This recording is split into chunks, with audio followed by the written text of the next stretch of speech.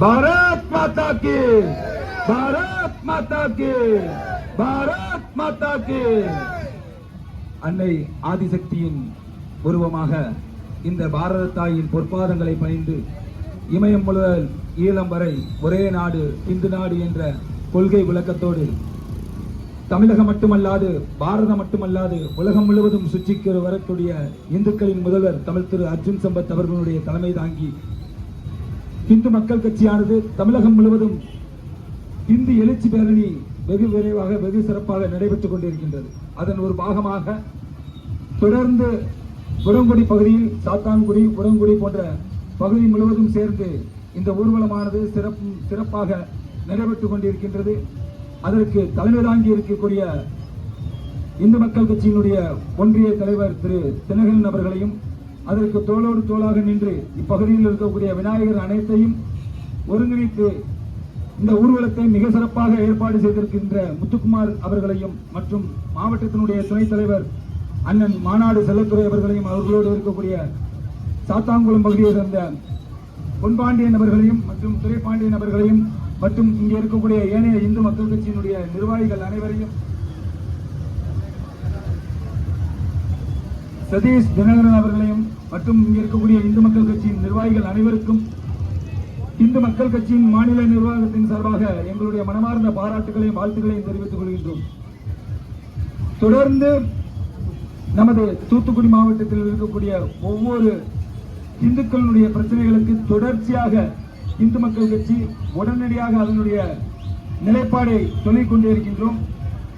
அதன்படி ஒவ்வொரு விஷயத்திலும் எந்த விதமான சமரசம் இல்லாத இந்துக்களுக்காக எந்த விதமான சமரசம் இல்லாத வாதாட போராட பரிந்து பேச இன்றளவும் தமிழ் திரு அர்ஜுன் சம்பத் அவர்களுடைய தலைமை தாங்கி இங்கே இருக்கக்கூடிய ஒவ்வொரு நிர்வாகிகளும் போர்ப்படை தளபதிகளாக செயல்பட்டுக் கொண்டிருக்கின்றோம். தூத்துக்குடி மாவட்டத்தில் அதிகப்படியான மதமாற்றம், எங்கு பார்த்தாலும் மதமாற்றம் தான். இங்கே இருக்கக்கூடிய நிர்வாகம் தமிழக அரசு தூத்துக்குடியில மட்டும் ஸ்டாலின் அரசாக இல்ல, ஸ்டாலினுடைய கீழே இந்த தூத்துக்குடி மாவட்டமானது செயல்படல.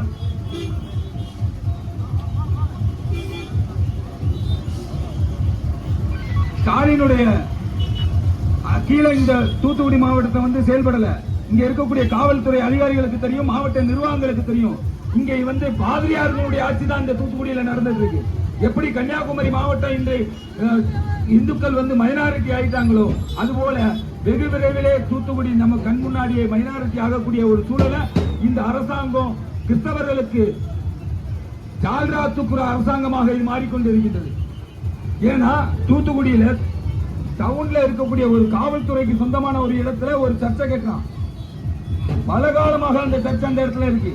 அந்த சர்ச்சை ஒரு குருசடியா ஒரு ஓலையில இருந்த சர்ச்சை கொஞ்சம் கொஞ்சமா மாறி இன்னைக்கு கடற்கரை தூரத்துக்கு போய் காவல்துறை இருக்கிற இடமே அந்த சர்ச்சோட இடம் சொல்ற அளவுக்கு இந்த கிறிஸ்தவ நிர்வாகம் மாறி போயிருக்கு. கிறிஸ்தவ நிர்வாகம் போய் காவல்துறை மேல புகார் கொடுக்கிற அளவுக்கு மாறி இருக்கு.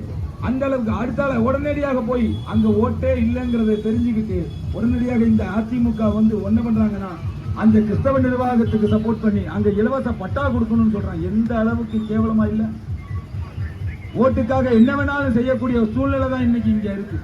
இந்துக்களே பொறுத்தது போதும், எல்லாம் ஒண்ணுன்னு சொல்லி நம்ம மண்ணா போய்கிட்டு இருக்கோங்கிறத நீங்க தெரிஞ்சுக்கங்க. எல்லாரும் ஒண்ணுன்னு சொல்லி நம்ம மண்ணா போய்கிட்டு இருக்கோம். நம்மளுடைய மூதாதையர்கள் எல்லாரும் என்னவா இருந்தான், இந்துவா இருந்தான். அப்பனுக்கு தர்ப்பணம் கொடுத்தான், குலதெய்வத்து கோயிலுக்கு போனான்.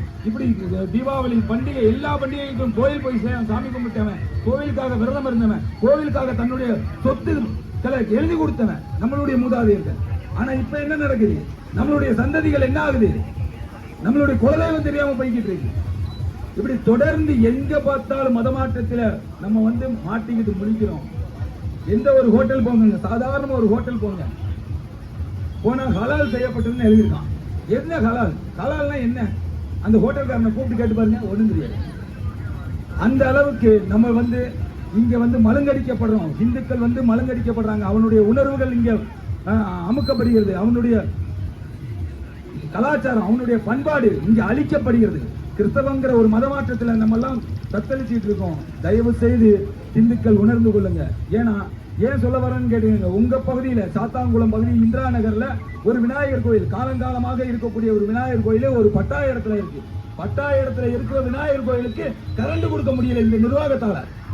என்ன நடக்குது இங்க?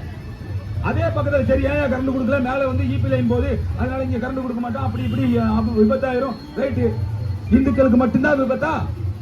அந்த பக்கத்துல இருக்க கிறிஸ்தவ சர்ச்சுக்கு உன்னால கரண்ட் கொடுக்க முடியுது, அங்க இருக்கக்கூடிய கிறிஸ்தவ வணிக வளாகங்களுக்கு உன்னால கரண்ட் கொடுக்க முடியுது. ஏன் இந்துக்கள் மட்டும் இழிச்ச வேணா? என்ன நடக்குது இங்க? பாதிரியார் சொல்றதெல்லாம் கேட்டுட்டு கைகட்டி வாய்ப்புத்தி வேலை பார்க்கறதுக்கு இங்க மாவட்ட ஆட்சியர், மாவட்ட காவல்துறை கண்காணிப்பாளர், இங்க இருக்கக்கூடிய எம்எல்ஏ, மினிஸ்டர் எல்லாம் யாருக்கு வேலை பார்க்கான்? யாருக்கு வேலை பார்க்கான்? மக்களுக்கு வேலை பார்க்கல இங்க யாரும். இங்க எல்லாரும் கிறிஸ்தவ பாதிரியாருக்கு போய் பாவடையை தூக்கிட்டு இருக்காங்க. என்ன வேலை நடக்குது இங்க? ஒரு கிறிஸ்தவ சர்ச் வந்து காவல்துறை இடத்தையே அபகரிக்கான். அதையும் பார்த்துட்டு தான் இருக்கு இந்த காவல்துறை. இன்னைக்கு வந்து எங்கேயாவது ஒரு பொது இடத்துல நம்ம பிள்ளையார் கோயில் வச்சிருக்கோம், இது வந்து நீர்வழி தடம் சொல்லிடுறீங்க, இது வந்து போக்குவரத்து இடம் சொல்லி இடிக்கிறீங்க. இன்னைக்கு தூத்துக்குடி மாவட்டத்தில் எத்தனை கோவில்கள் இடிக்கப்பட்டது? ஏதாவது ஒரு இடத்துல ஒரு கட்சிக்காரன் போய் வழி மறிச்சு ரோட்டை மறிச்சு நீ உட்கார்ந்து இருப்பியா? ஏதாவது ஒரு இடத்துல நடந்திருக்குமா? எத்தனை கோவில்கள் இன்னைக்கு வந்து விளக்கேற்றுறதுக்கு என்ன இல்லாம இருக்கு? எத்தனை புராதனமான கோயில்களுக்கு இன்னைக்கு வந்து என்ன இல்ல? எத்தனை கோயில்களுக்கு பூஜாரிகள் இல்ல, பூஜை நடக்கிறது இல்ல, சரியான முறையில எந்த விதமான இதுவும் இல்ல. அந்த அளவுக்கு இங்க கோவில்கள் வந்து நசுக்கப்படுது. அறநிலைத்துறை என்ன பண்ணிட்டு இருக்க? அல்லோலியா போட்டுட்டு இருக்க.